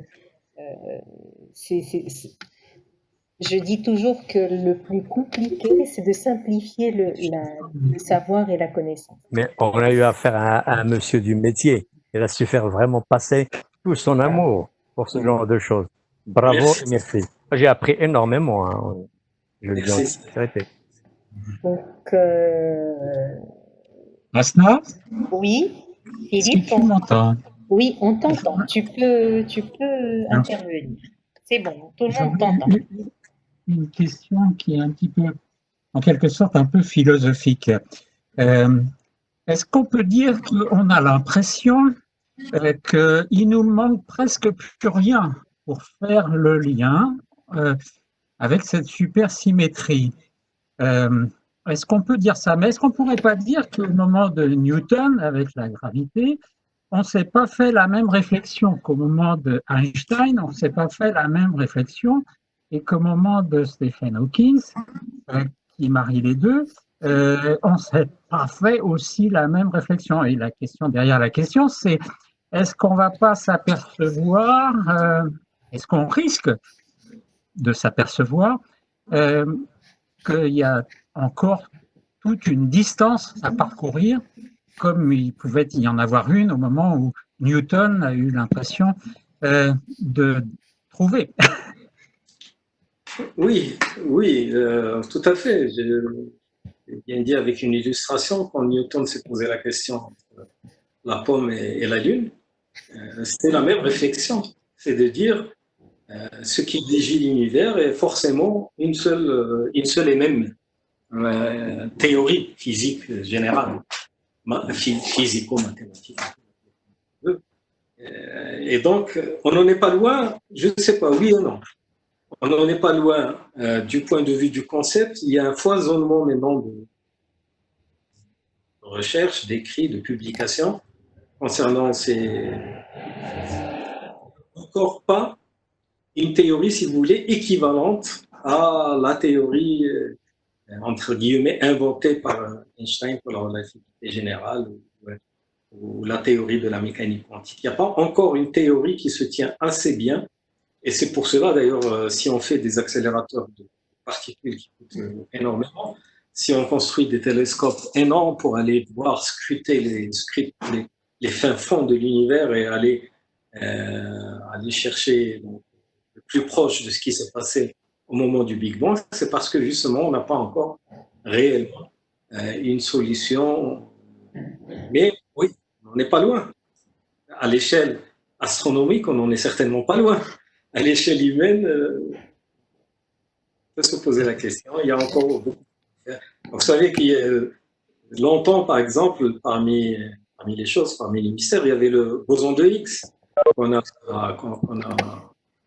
mis en équation, mais qu'on n'a jamais réussi à trouver. En 2015, ça y est, on a pu le trouver, entre guillemets, et ça a permis de consolider une partie de la théorie, et c'est comme ça qu'on avance. Donc on essaye de consolider petit à petit pour surtout éliminer, moi je dirais, parce qu'il y a un foisonnement, comme j'ai dit, de théories, et on a certaines qui prennent le mauvais chemin, on la route. Et donc ça nous permet, plus la science et la technologie avancent, plus ça nous permet de décompter un peu et d'éliminer certains chemins pour se concentrer sur les quelques théories qui sont encore valables et qui expliquent les différents phénomènes auxquels on peut observer. Merci. De rien. Merci pour votre question. Merci beaucoup. Salam Zohair, c'est Youssef. C'était vraiment une très magnifique conférence. C'est Youssef Moulin? Oui, oui. Je peux parler? Oui, tu peux parler, on t'entend. C'est parce que j'étais en train de voir qui était. C'est bon, Youssef Moulin. On t'écoute. J'ai un petit commentaire concernant, parce que M. Zohair, dans la réponse maintenant, il a mentionné qu'on n'est pas très loin dans l'échelle astronomique. Mais pour moi, on a aussi dans un problème, ce n'est pas un problème, mais on peut dire un problème de la matière noire ou de l'énergie noire, parce que maintenant tout ce qu'on voit aujourd'hui, on détecte, on l'observe, c'est que 5 ou 4%, donc on a encore 95% qu'on ne sait pas, on ne sait pas comment les détecter, donc c'est un problème aussi pour la communauté, pour les astronomes et pour les scientifiques dans le monde. Donc je pense que on est encore très loin, pour moi. Pour comprendre, parce qu'il y a encore pour l'univers, donc la Big Bang, pour moi, mais je pense que pour certains communautés, que c'est seulement une théorie. Il y a des gens qui proposent l'idée de multi-univers encore. Donc on ne sait pas on est où, on avance, mais je pense qu'on est très loin. Oui, je ne sais pas, je peux répondre. Oui, bien sûr, bien sûr. Oui, tout à fait. J'aurais pu parler aussi de la matière noire. J'ai choisi de parler de trous noirs parce que c'est ce paradoxe d'information qui faisait la liaison avec ce que je voulais dire sur l'optique et sur la concentration d'énergie, pour aller le plus proche. Mais évidemment, si la matière noire est prépondérante, c'est parce que la science est encore pas arrivée à cette grande unification dont on parle, justement, à expliquer tout ce qui peut l'être. Et donc, il ne faut pas être pessimiste. Il faut aller de l'avant. Comme je l'ai dit, il ne faut surtout pas dire qu'on est vraiment très loin, parce que la science qu'on fait, ce n'est pas pour notre génération, pour notre époque, nous, on est des petites briques et on essaie d'apporter notre contribution, aussi modeste soit-elle, à un grand tout. C'est Newton, je pense, qui disait que si j'ai pu voir aussi loin, c'est parce que j'étais juché sur des épaules de géants. Donc c'est pareil, c'est en montant sur les épaules de ces géants qui ont pu faire avancer la science qu'on peut nous-mêmes, chacun dans son domaine, faire avancer et aller de l'avant pour s'approcher. Alors, vérité suprême, la réalité suprême, je ne sais pas, mais de s'approcher de l'explication de notre environnement accessible. Non, c'est sûr, on arrive à 13,3 milliards d'années, on arrive à observer une galaxie qui se trouve à 13,3 milliards d'années, imaginez la distance, et donc pourquoi pas certainement à l'époque de Newton, si on faisait la même conférence et qu'on posait la question, ben je crois qu'il aurait répondu, ou les gens autour de la conférence auraient dit on en est bien loin de pouvoir aller à de telles distances. Mais ouais, vous savez que ces dernières décennies, je dirais cette trentaine d'années, il y a eu quand même une avancée. Évidemment, il y a le siècle dernier avec toutes les théories, mais du point de vue de la mise en évidence, de prouver ce qui a été théorisé, il y a des découvertes extraordinaires qu'on n'imaginait même pas. Les ondes gravitationnelles, ça date d'il y a 4 ans aussi. C'est des choses qui sont fabuleuses. On a mis 30 ans à construire des antennes sans pratiquement rien détecter. Les antennes LIGO, qui ont pu détecter les ondes gravitationnelles, pendant 30 ans, on n'a pas arrêté de les améliorer de génération en génération pour en arriver là. Celui qui au départ avait l'idée est parti en retraite, peut-être mort déjà, sans avoir vu aboutir son idée. Voilà. Donc, ne pas dire qu'on en est vraiment très. On s'approche. Merci Suzanne. J'ai une autre question concernant, parce que vous avez parlé de Newton ou des scientifiques qui ont déjà commencé la science, on peut dire des musulmans, des arabes. Donc, je ne veux pas dévier la discussion, mais juste pour mentionner, je veux poser aussi la question parce que vous avez aussi des relations, vous avez aussi tout ce qui est bien sur l'actualité ou bien la situation des sciences ou bien de l'astronomie dans le monde arabe. Donc, il est où la place des Maghrébins ou des musulmans ou des Arabes pour la réponse de cette question? Donc, on est où avec les autres dans le monde? Je ne sais pas si vous avez compris ma question. Tout à fait. C'est même une question que j'allais me poser au départ, mais c'est bien que tu la poses toi.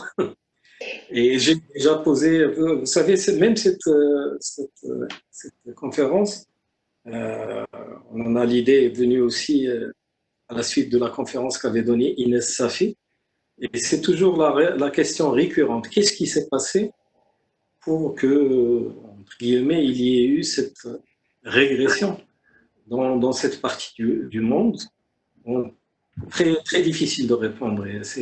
Alors, il y a beaucoup de choses. Mais ce que je peux juste dire, c'est qu'à notre échelle, alors moi-même, longtemps, je me suis enfermé dans mon microcosme, dans mon laboratoire pour essayer de faire avancer au mieux ce que je sais le mieux faire. Ma science, la science pour laquelle j'ai été formé. Mais depuis quelques années, comme tu l'as évoqué, je m'intéresse de plus en plus à essayer de faire travailler les gens ensemble. C'est la clé. Je pense que l'une des questions qui reste vraiment posée dans notre univers arabo-musulman, c'est de ne pas savoir travailler ensemble. C'est quelque chose qui a été dépassé partout au monde. Les gens peuvent être d'idées tout à fait différentes philosophiquement, de religions différentes et de positionnements idéologiques ou politiques différents, mais lorsqu'ils viennent faire de la science, ils laissent tout ça à la porte du laboratoire et ils travaillent ensemble. Et ici, je pense que l'une des questions, et d'après ma modeste expérience de ces dernières années en tant que président de l'Association d'astronomie arabe et mon interaction avec les différents acteurs, je pense peut-être que l'une des questions, l'une des problématiques, c'est le savoir parler ensemble.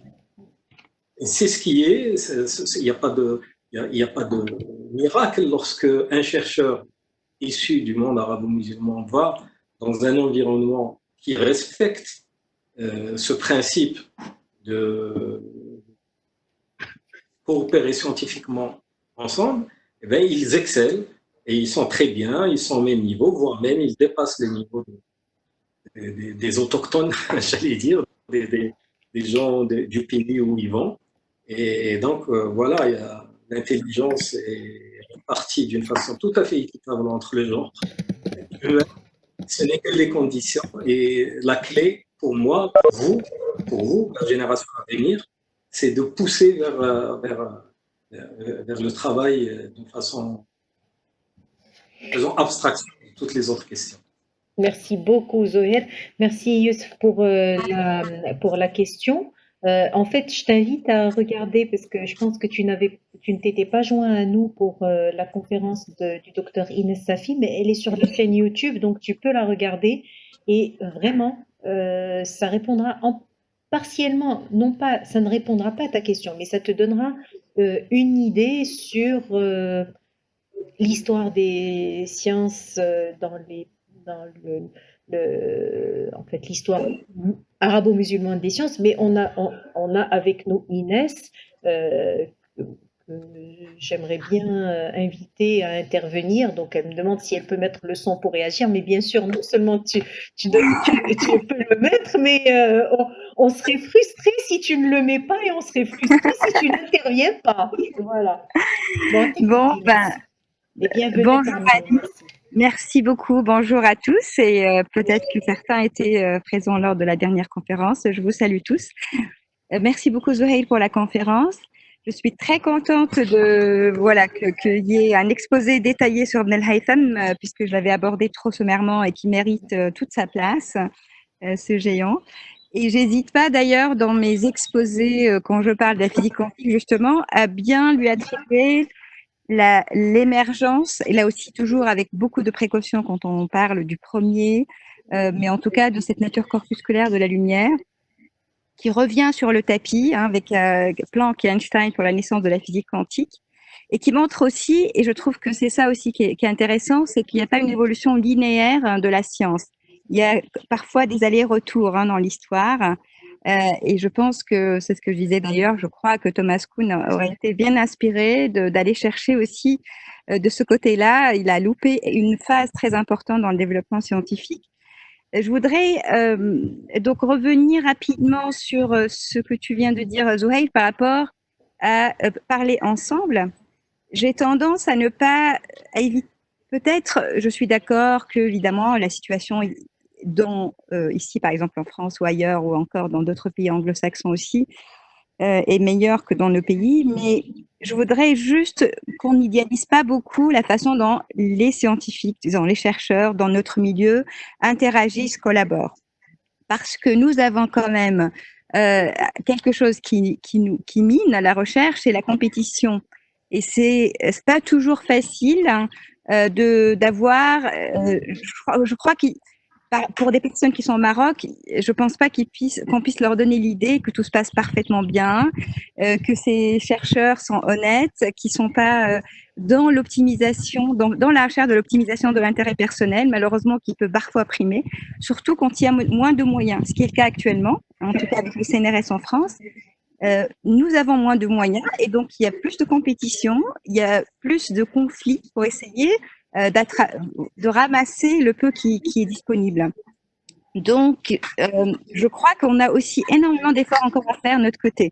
Et effectivement, tu as bien fait de rappeler qu'il y a beaucoup de chercheurs qui sont de culture ou de confession ou d'origine, bon, je mettrais un peu importe, mais ça ne veut pas dire que je dis qu'ils sont croyants, mais qui sont en tout cas, qui ont été imprégnés par cette culture, par quand même un amour de la science qui reste encore vif malgré malheureusement la décadence que nous vivons, un intérêt pour, en tout cas, la recherche scientifique et pour la connaissance en général qui reste vif, et qui sont en train de participer à la recherche, à l'épanouissement et au développement des sciences en dehors de leur pays. Donc, avec la mondialisation, je dirais qu'effectivement, c'est plus, même si c'est pas localisé dans nos pays, je crois qu'il faut pas oublier la contribution de ces chercheurs-là à cette évolution-là. Voilà, c'est un petit peu juste un ajout par rapport à ce que tu disais. Après, tu avais une question quand même. J'ai vu dans le titre l'information. L'information, ça me paraît un concept très difficile à définir. Est-ce que tu as une façon qu'est-ce que tu mettais dans information à travers cet exposé? Parce qu'à un moment, je voyais que tu parlais de photons, en liant l'information aux photons. Ça me paraît pas évident. Donc, ça me paraît être le cœur de ton exposé. Donc, comment tu l'as défini? Oui, j'ai dit au début que l'information, j'ai relié même ça à la météo, enfin pas moi, Hawkins, parallèle avec les prévisions météorologiques. Pardon, j'ai pas entendu. J'ai dit que l'information, le paradoxe de l'information, enfin, ça porte ce nom-là, le paradoxe de l'information, c'est lorsqu'on parle de l'énergie, en fait, qui va aller rentrer dans un trou noir et qui va disparaître. Donc ça, c'est une information. Alors, on utilise le paradoxe de l'information parce qu'on veut faire le parallèle entre l'information qui est là, donc si une information est là, elle est là. Alors, elle peut ne pas arriver parce qu'elle n'a pas trouvé le moyen d'arriver, mais elle est là, elle ne va pas se perdre, elle ne se perd jamais. D'accord? Donc, c'est le concept de transport d'énergie, tout simplement, via le photon. J'ai utilisé justement ça. Mais justement, on sait qu'il peut y avoir des photons qui viennent, même disons, de très loin dans le temps, mais quand on les mesure, ils disparaissent. Donc, est-ce qu'on peut dire que l'information a disparu? Ce qui est la fameuse problématique de la mesure en physique quantique. Donc, j'en ai parlé aussi, c'est la localisation, problème de la localisation du photon déjà. Et donc, alors, disparaissent, non. La durée de vie, comme j'ai dit dans l'exposé, le photon ne disparaît jamais. C'est une durée de vie infinie. Non, mais je parle juste de la, de la mesure en physique quantique. C'est plus un problème de mesure, voilà, de localisation, plus que c'est un problème de localisation du photon. Oui. Donc, voilà. Donc, c'est ça. C'est l'information, c'est de dire, il y a bien une étoile qui va graviter, ça c'est l'information, l'étoile qui gravite autour d'un trou. Et elle va être avalée, happée par le trou. Et donc ça, c'est une information qui va disparaître. Voilà. Donc normalement, elle ne devrait pas. Et c'est comme ça que... Alors, est-ce que tu lis du coup la conservation de l'information et la conservation de l'énergie? Non, c'est pas la même chose. Parce que là, j'ai l'impression que tu es en train de dire que c'est l'énergie qui porte l'information. Oui, la conservation de l'énergie, quand on en parle, est bien définie. Là, c'est la conservation de l'information. C'est l'information qui est portée forcément par un véhicule, entre guillemets, énergétique, qui peut être le photon ou autre chose. Mais c'est l'information qu'il porte, c'est-à-dire la structure, par exemple, d'étoiles. Le photon, il peut exister en 5 temps, entre guillemets, mais en conglomérat aussi. Et donc, c'est cette information globale qu'on est normalement censé pouvoir retrouver en remontant le cours de l'histoire. Et donc, c'est ça, c'est cette perte d'information qui pose problème. C'est pas évident de l'expliquer, mais je trouve que le fait d'avoir relié l'information météorologique à ce concept-là de la perte d'information, du paradoxe d'information, c'est cela. Lorsque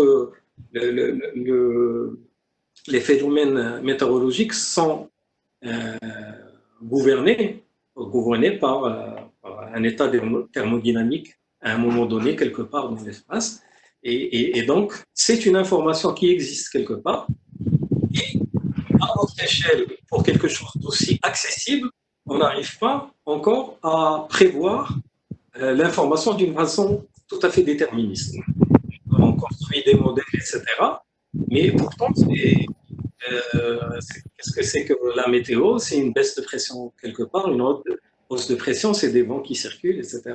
Et donc, on est théoriquement capable de retrouver cette information, mais non, elle se perd. Dans la réalité, elle ne se perd pas, c'est qu'on ne sait pas encore la modéliser d'une façon assez correcte pour pouvoir dire, ben, si j'ai des conditions telles, j'aurai forcément du soleil ou de la pluie ou des nuages à tel endroit donné. Voilà, donc c'est un peu le parallélisme entre ce qui est tout à fait qu'on peut toucher, météo, pour exemple, quelque chose qui paraît inaccessible pour le commun des mortels, c'est-à-dire tout ce qui est physique quantique et relativité générale. Et d'ailleurs, pardon. Non, c'est pas grave, merci. Je vais peut-être m'arrêter là parce que ça suscite d'autres questionnements. Mais... Alors, justement, moi, Inès, on t'avait invité pour nous parler de l'histoire des sciences en islam, mais personnellement, je serais très intéressée par une conférence que tu nous donnerais sur la physique quantique, et je pense que, alors, de façon très très simplifiée, bien sûr, qui sera accessible à notre niveau de compréhension de ces phénomènes-là, mais personnellement, et je pense qu'il y a beaucoup de membres de la fondation qui seraient intéressés par une conférence sur la physique quantique, et parce qu'on a envie d'en savoir plus. Voilà, juste 2 mots pour ce qui est de la compétition qui existe. Ben c'est une bonne chose. Je veux dire que la compétition, de toute façon, est bonne. Sport, comme en science. Non, mais je pense qu'elle a tout à fait, elle peut nous stimuler, hein, c'est clair. Mais la compétition malsaine dont tu parles, c'est peut-être une bonne nouvelle. Ça veut dire qu'il y aura une décadence proche.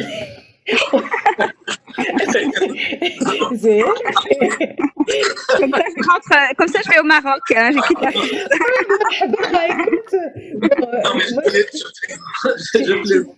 je plaisante.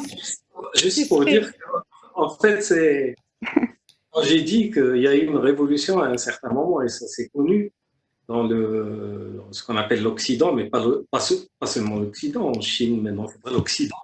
Et en Corée du Sud, ce n'est pas l'Occident. Il y a eu une révolution intellectuelle qui a fait que on met à côté tout ce qui est métaphysique et on s'intéresse à la science en tant que telle. Et c'est là que je dis, lorsqu'on va travailler ensemble, chez nous, on n'a pas encore fait ce saut-là, de dire que je peux travailler avec tout le monde en science.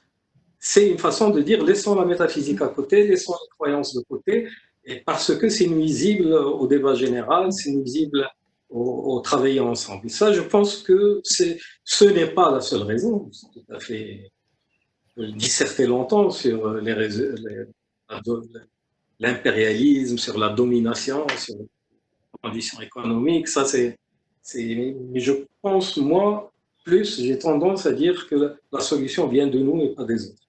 Et donc, au lieu de rapporter nos problèmes aux autres, il faudrait absolument trouver en interne ce qui ne marche pas. Merci beaucoup. Pardon, je t'interromps. Vas-y, Inès. Non, je ne peux pas monopoliser la parole. On aura l'occasion de revenir sur ça. Avec plaisir. Donc, on va peut-être arrêter là, mais avant de nous quitter, j'aimerais que tout le monde mette les caméras pour qu'on puisse prendre une photo. Et bon, si vous avez, à moins qu'il y ait d'autres interventions ou d'autres questions. Autrement, je voudrais que je veux juste dire une chose. Oui. Je pense que il faut remercier effectivement aussi bien Inès que le professeur Ben Khaldoun pour le côté positif, le côté amour, parce que je pense que c'est ça qu'il faut dire aux étudiants. C'est pas la destination qui est intéressante, parce qu'effectivement, moi je suis persuadé aussi que on va s'apercevoir, on s'apercevra toujours que pour ce type de sujet, on en est très loin. C'est pas comme la cristallographie où on sait qu'on a fait le tour. Ça, on touche le fondamental, hein, vraiment le fondamental du fondamental. C'est pas sûr pour la cristallographie. Comment? C'est pas sûr pour la cristallographie. C'est sûr que ça, on est d'accord. Mais enfin bon, on pourra revenir là-dessus. Ce qui est important, c'est surtout le fait qu'on puisse se dire, moi, qu'est-ce qu'on a déjà parcouru? Regardez aussi ce qu'on a fait et on s'est élevé. Et c'est le chemin qu'on prend, me semble-t-il. C'est le bonheur que l'on a à partager. Vous parliez de pouvoir communiquer, effectivement, quelles que soient les religions, quelles que soient les situations politiques. Et effectivement, aujourd'hui, celui qui consacre le plus d'efforts, probablement par rapport à son PIB, c'est la Chine. Comme il y a 50 ans, c'était les États-Unis. La clé, bien sûr, c'est de pouvoir faire ce travail-là à l'échelle mondiale, de s'unir. Et voilà, et il y a des voies de garage, et puis il y a des voies royales, et puis on fait des progrès, et puis on stagne. Mais le plaisir qu'il y a à travailler ensemble, à découvrir, à parcourir ce chemin, moi je pense que c'est ça qui est magnifique et que vous transmettez.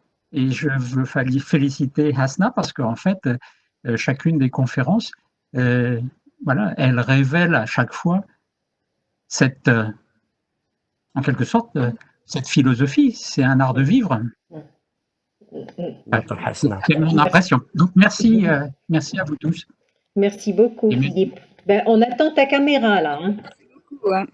Mettez vos caméras, s'il vous plaît. Bon, je vous fais et c'est effectivement, Philippe, en fait, là, je pense que la communauté scientifique, du moins, ben, comme la connaissent nos collègues qui sont parmi nous aujourd'hui, favorise en fait ce brassage et ce rapprochement et cette c'est une